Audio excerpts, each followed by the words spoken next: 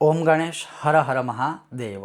સર્વપ્રથમ તો આપ સૌને આ જે એકાદશી આવી રહી છે એની મારા તરફથી ખૂબ શુભેચ્છાઓ। કારણ કે 30 મહિને 32 મહિને એકવાર આવી મહા એકાદશી આવતી હોય છે અને આ એકાદશીનું નામ છે પરમા એકાદશી, જે ભગવાન શ્રી કૃષ્ણએ સ્વયં પાંડવોને શ્રવણ કરાવ્યું હતું યુધિષ્ઠિર આદિને।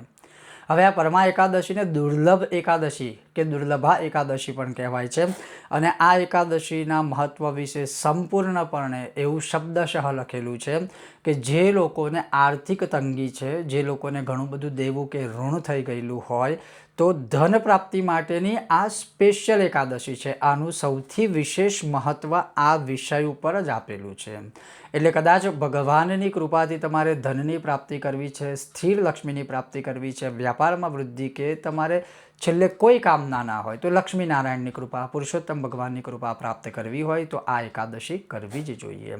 હવે આ એકાદશીનું મહત્ત્વ શું છે, સંક્ષિપ્તમાં એની કથાઓ અમુક છે। શું છે હું તમને વિસ્તૃતમાં આવનારા વિષય વિડીયોમાં કથાઓ શ્રવણ કરાવીશ કે આ એકાદશી આ વખત ક્યારે છે, 10 જૂન, 11 જૂન કે પછી 12 જૂને છે, પારણનો સમય શું છે અને આની પૂજાવિધિ તમે જાતે ઘરે પુરુષોત્તમ ભગવાનની કેવી રીતે કરી શકો છો। આજે આ સત્સંગ આપણે વિસ્તારથી પણ સંક્ષિપ્તમાં આ વિડીયોમાં કરીશું। જો તમને આ વિષય વિડીયો પસંદ આવે લાઈક કરજો, શેર કરજો, ચેનલ પર નવા છો તો સબસ્ક્રાઈબ કરજો। તો ચાલો સત્સંગ શરૂ કરીએ। તો સૌથી પહેલાં શ્રવણ કરો કે આ એકાદશી જે છે એ ક્યારે છે।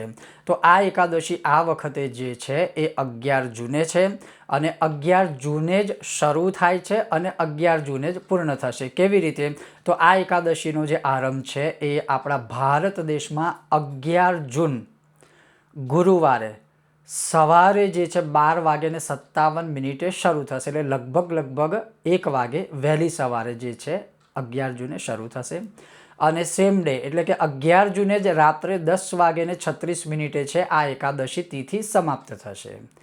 પારણ ક્યારે કરવાનું છે? તો પારણ છે 12 જૂન શુક્રવાર સવારે 5:23 થી લઈ અને 8:10। એટલે 11 જૂને એકાદશીનો ઉપવાસ કરવો, 12 જૂને સવારે જે સમય મેં તમને કીધો એ સમયે એનું પારણું ખોલવું। અને હું પુનઃ સ્પષ્ટતા કરું છું કે આ જે એકાદશીનો સમય અથવા તારીખ મેં તમને કીધી છે એ ફક્ત ભારત દેશ માટે છે। તમે જે દેશમાં રહેતા હોય એ દેશના પંચાંગનો જ પ્રયોગ કરવો, અથવા મારી જે જ્યોતિષની ચેનલ છે ખૂબ જ જલ્દી એની પર હું વિવિધ દેશોના જે એકાદશીના સમય પારણ આદિ છે ખૂબ જ જલ્દી હું અપલોડ કરીશ। એ જો તમે હજુ પણ સબસ્ક્રાઈબ ના કરી હોય ગુરુશંકર જ્યોતિષભાઈ આચાર્ય આનંદ પાઠક તો તમે ત્યાં વિઝિટ કરી શકો છો। હવે આ એકાદશીનું મહત્ત્વ શું છે? તો આ જે એકાદશી છે એ પરમ ધન પ્રાપ્તિ કરાવવાવાળી છે અને એવું આપણું શાસ્ત્રોનું કથન છે।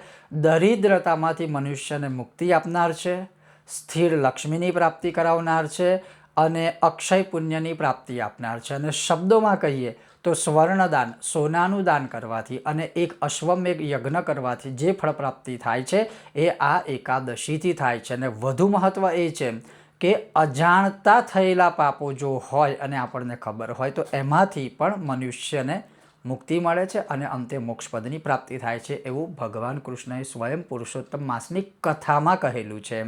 હવે આપણે જો આ એકાદશીનું વ્રત કરવું હોય તો પછી કેવી રીતે કરી શકાય? તો હંમેશા બધી એકાદશીનું વ્રત એકાદશીએ થાય પણ એની શરૂઆત કે અમુક નિયમ છે ને એ હંમેશા 10મી તિથિથી શરૂઆત થાય। કેવી રીતે? તો 10મીની રાત્રે આપણે બ્રહ્મચર્યનું પાલન કરવાનું, બની શકે તો ભૂમિશયન કરવાનું અને એ દિવસે સાત્વિક ભોજન કરવાનું। એટલે આપણે આપણું શરીર આગલા દિવસે ઉપવાસ કરવા માટે તૈયાર થઈ જાય। પછી બીજા દિવસે એકાદશી એટલે કે 11 જૂને જ્યારે એકાદશી છે ગુરુવારે, ત્યારે સવારે ઉઠી આપણે આપણું જે કંઈ નિત્ય પૂજાપાઠ આદિ કરતા હોય એ કરી લેવાનું। પછી આપણા મંદિરની સામે કે ભગવાનની સામે બેસી જ હાથમાં જળ લેવાનું અને સંકલ્પ લેવાનો। હવે સંકલ્પમાં શું બોલવું? તો એ એકાદશીના દિવસે સંકલ્પમાં દરેકની મનોકામના અલગ અલગ હોય, એટલે તમારી જે મનોકામના હોય એ મનોકામના બોલવી અને એ મનોકામનાના અંતે આપણે કહેવું કે હે ભગવાન, યથાશક્તિ હું આ પરમા એકાદશીનું વ્રત કરીશ અથવા તો જે તમારી દેશકાળ પ્રમાણે સિચ્યુએશન હોય એ રીતે સંકલ્પ લેવાનો. પછી એ જે જળ છે, પાણી છે, કોઈ પાત્રમાં છોડી પછી પવિત્ર જગ્યા પર વિસર્જિત કરી દેજો. હવે આ થઈ ગયો સંકલ્પ. હવે સંકલ્પ કર્યા પછી શું છે કે ભગવાન પુરુષોત્તમ એટલે કે ભગવાન વિષ્ણુ અને આ દિવસે લક્ષ્મીનારાયણ પૂજનનું મહત્ત્વ છે, એ ખાસ ધ્યાન રાખજો. આ દિવસે લક્ષ્મીનારાયણનું પૂજનનું મહત્ત્વ કેમ છે એ હું આગળ તમને કહું છું. તો તમારી પાસે શ્રીયંત્ર હોય તો શ્રીયંત્ર, ના હોય તો લક્ષ્મીનારાયણની મૂર્તિ અથવા શ્રીયંત્ર શાલિગ્રામ ભગવાન અથવા શ્રીયંત્ર નારાયણ ભગવાન વિષ્ણુ અથવા તો રાધાકૃષ્ણ કે સીતારામજી. પણ મૂળ સ્વરૂપની વાત કરીએ તો આપણે લક્ષ્મીનારાયણ. તો આ બંને ભગવાનની પૂજા કરવાની છે. હવે પૂજા કરવાની કેવી રીતે? તો બંને ભગવાન એટલે શ્રીયંત્ર ઉપર અને શાલિગ્રામ ભગવાન ઉપર કે વિષ્ણુ ભગવાન ઉપર અભિષેક કરવાનો પંચામૃતથી અથવા ફળોના રસથી. હવે જ્યારે તમે શ્રીયંત્ર ઉપર ફળોના રસથી કે પંચામૃતથી અભિષેક કરો છો ત્યારે તમારે શ્રી સૂક્તમ બોલવું જોઈએ તમારા સ્પષ્ટ ઉચ્ચારણ પ્રમાણે. તમને જે રીતે આવડે એ રીતે, ના આવડે તો સાંભળીને પણ અભિષેક કરી શકો છો અને કશું ના આવડે તો ખાલી શ્રીમ શ્રીમ શ્રીમ બોલીને પણ અભિષેક કરી શકો. હવે શ્રીયંત્રની વાત થઈ. હવે શાલિગ્રામ ભગવાન કે નારાયણ ઉપર. હવે જ્યારે તમે નારાયણ ઉપર કે શાલિગ્રામ ભગવાન ઉપર અભિષેક કરો છો તો એ સમયે તમે વિષ્ણુ સહસ્ત્રના પાઠથી અભિષેક કરી શકો છો, નારાયણ કવચના પાઠથી અભિષેક કરો છો અને કશું નહીં તો ઓમ નમો ભગવતે વાસુદેવાયથી પણ અભિષેક કરી શકો છો. હવે એ અભિષેક વિશેષ ભગવાનને જો તમારે ખુશ કરવા હોય તો વિષ્ણુ શંખેના વારીણા કે શંખની અંદર જળ ભરીને અથવા તો શંખની અંદર દૂધ કે પંચામૃત ભરી અને ઓમ નમો ભગવતે વાસુદેવાય બોલતા બોલતા શાલિગ્રામ ભગવાન ઉપર અભિષેક કરો. હવે આ બંને ભગવાન ઉપર અભિષેક થઈ ગયો પછી ગંગાજળ અથવા તો શુદ્ધ જળથી બંને ભગવાનને નવડાવી દો, સ્નાન કરાવી દો. પછી એમને સાફ કરી તમારા મંદિરના સ્થાન ઉપર તમે પાછા બેસાડી દો. હવે એ થઈ ગયું. હવે એ થઈ જાય એના પછી ભગવાનને તમે ચંદન કંકુના તિલક કરો, ભગવાન ઉપર અક્ષત ચડાવો. શાલિગ્રામ ભગવાન કે વિષ્ણુ ભગવાન ઉપર તમે સફેદ તલ પણ ચડાવી શકો છો. પછી ભગવાન ઉપર તમે પુષ્પ ચડાવો, પુષ્પની માળા બંને ભગવાનને પહેરાવો અને આ બધું થઈ જાય પછી તમે અબીલ ગુલાલ કે એવું તમારે ચડાવવું હોય તો ચડાવી શકાય છે. અને એના પછી ભગવાન આગળ ધૂપ પ્રજ્વલિત કરો અથવા તો દીપદાન તો કરવું જ જોઈએ, કેમ કે બહુ મહત્ત્વનું દાન છે, દીપદાન છે. ભગવાન પુરુષોત્તમ બહુ રાજી થાય છે. અને દીવામાં હું તમને કહું કે 2 દીવા કરજો.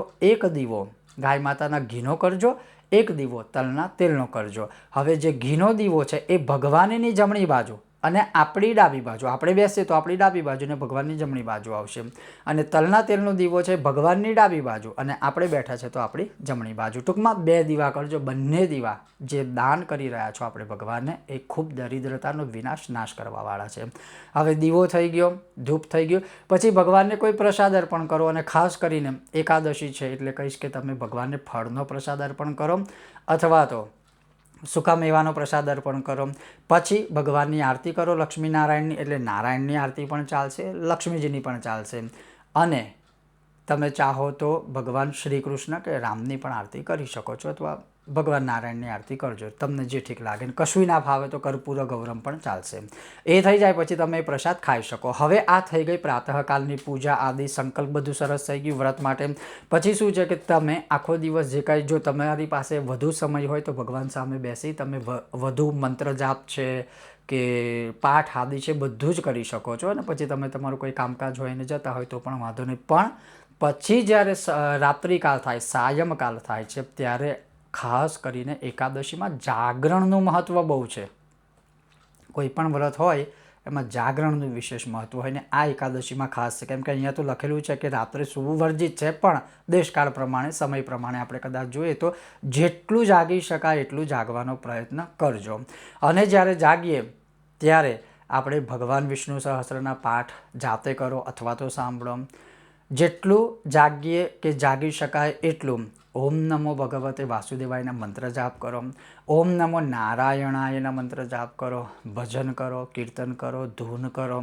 ભગવાન સામે ભગવાન માટે નૃત્ય પણ કરી શકીએ છીએ. ટૂંકમાં વ્રત કથા આદિ, ભગવદ્ ગીતાનો પાઠ, નારાયણ કવચ, ગજેન્દ્ર મોક્ષ, જે તમને ઠીક લાગે એનો પાઠ કરો. કશું નહીં ને તમારા ઈષ્ટ દેવતા હોય એમનો પણ મંત્ર જાપ આપણે કરી શકાય છે. હવે આ રીતે રાત્રે જાગરણ કર્યા પછી બીજા દિવસે સવારે એટલે કે 12 સવારે જે મેં સમય કીધો એ સમયના પ્રમાણે એ સમયમાં જ્યારે આપણે પારણું કરીએ ને એના પહેલાં ફરીથી સ્નાન કરવાનું. સવારે જ્યારે એકાદશી પૂર્ણ થાય, રાત્રે જાગરણ કરી અને સવારે ઉઠીએ આપણે, ત્યારે પછી સવારે ઉઠી સ્નાન આદિ કરવાનો અને સ્નાન આદિ કર્યા પછી ફરી હાથમાં જળ લેવાનો, સંકલ્પ છોડવાનો કે મૂકવાનો કે હે ભગવાન, મેં જે ગઈકાલે જે તિથિ અનુસાર યથાશક્તિ એકાદશી કરી છે, પરમા એકાદશી કે દુર્લભા એકાદશી, એ વ્રત હું તમને અર્પણ કરું છું, મને એ સંકલ્પમાંથી તમે મુક્ત કરશો. બસ આ જળ છોડી દેવાનું અને પવિત્ર જગ્યા ઉપર પછી વિસર્જિત કરજો. હવે આ થઈ ગયું. હવે એ બધું થઈ જાય, ફરી તમે આરતીને બધું ફરી કરી શકો છો, ભગવાનને સ્નાન, એ તમારી ઉપર છે. એના પછી આપણે જે પારણું કરવાનો સમય થાય એ પારણામાં તમે ફળ ખાઈ અને પછી પારણું ખોલી શકો અને પછી આપણું નોર્મલ જે એઝ ઇટ ઇઝ જે રૂટીન હોય એ આપણે શરૂ કરી શકાય. તો કહેવાનો અર્થ છે કે આ જે વ્રત કથા કે પૂજન આદિ છે સંપૂર્ણપણે આ રીતે તમે આ એકાદશી કરી શકો. હવે આ એકાદશીનું જે મહત્ત્વ આપણે કહીએ વધુ એ કેમ છે, તો ઘણી બધી કથાઓ છે. એમાંથી એક પ્રસિદ્ધ કથા છે કે જે કુબેર જે છે, જ્યારે રાવણ લંકા કુબેરની પાસેથી લઈ લે છે, કેમ કે લંકા રાવણની નથી, એ કુબેરની હતી, પણ રાવણ જ્યારે કુબેરની પાસે લંકા લઈ લે છે અને કુબેર જ્યારે સાવ નિર્ધન થઈ જાય છે ત્યારે એ તપશ્ચર્યા કરે છે અને તપશ્ચર્યા કરી અને પછી ભગવાન શિવની આરાધનાથી, એમના વરદાનથી એ ધનના દેવતા તરીકે ઓળખાય છે. અને એ જે સ્થાન છે એ આપણે જાણીએ છીએ ચાણોદ, કુબેર ભંડારી મહાદેવ કરનાળી, એટલે એ જગ્યા ઉપર એમણે તપશ્ચર્યા કરી હતી. એટલે કુબેર ધનના દેવતા થયા અને એમણે પણ આ એકાદશીનું વ્રત કર્યું હતું. બીજી કથાની અંદર રાજા હરિશ્ચંદ્રએ પણ આ વ્રત કથા કરી હતી, એટલે કે આ એકાદશી કરી હતી. ત્રીજી કથા પ્રમાણે રાવણ સાથે પણ સંબંધિત પુરુષોત્તમ મહિનાની કથામાં આવે છે. બહુ સરસ કથા છે. રાવણ પાસે પણ શક્તિઓ અમુક જે પ્રાપ્ત થઈ હતી એની સાથે સંબંધિત પણ આ એકાદશી છે. એ બધી કથાઓ હું તમને આવનારા સમયમાં સત્સંગના સ્વરૂપે અલગથી ખાલી કથા એકલી શ્રવણ કરાવીશ, જેથી આમાં બધું મિક્સઅપ ના થઈ જાય. તો આ રીતે આ 3 મહાન કથાઓ છે અને ત્રણે જોઈએ તો ધન સંપત્તિ આદિ બધું જાય છે અને આ એકાદશીનું વ્રત કરવાથી પાછું એમને મળે છે ભગવાનની કૃપાથી. તો જરૂર તમે પણ આ એકાદશીનું વ્રત કરજો દેશકાળ પ્રમાણે. પણ દેશકાળ પ્રમાણે શબ્દનો અર્થ આપણી કન્વિનિયન્સી નથી કે સહુલિયતવાળી એકાદશી નથી. હા, જે લોકો બીમાર છે, નાના બાળકો છે અને જે સગર્ભા હોય એ લોકોએ કોઈ નિયમ નહીં પાળવાના, પણ બને તો અન્ન ના ખાઓ, બાકી બધું તમે ખાઈ શકો છો. તો કહેવાનો અર્થ છે કે આ એકાદશી પરમ છે, દુર્લભ છે, સોનાના દાનનું ફળ આપનાર છે, અશ્વમેઘ યજ્ઞનું ફળ આપનારા મહાન એકાદશી છે. અને જે કોઈ કરશે અથવા પવિત્ર મહાત્મ્ય પણ શ્રવણ કરશે એને પણ ભગવાન શ્રી લક્ષ્મીનારાયણ અને શ્રી પુરુષોત્તમની કૃપા પ્રાપ્ત થશે.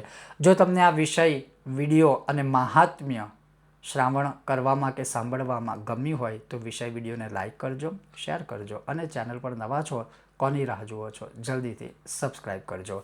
ઓમ ગણેશ, હર હર મહાદેવ, જય સિયારામ, શ્રી પુરુષોત્તમ ભગવાન કી જય.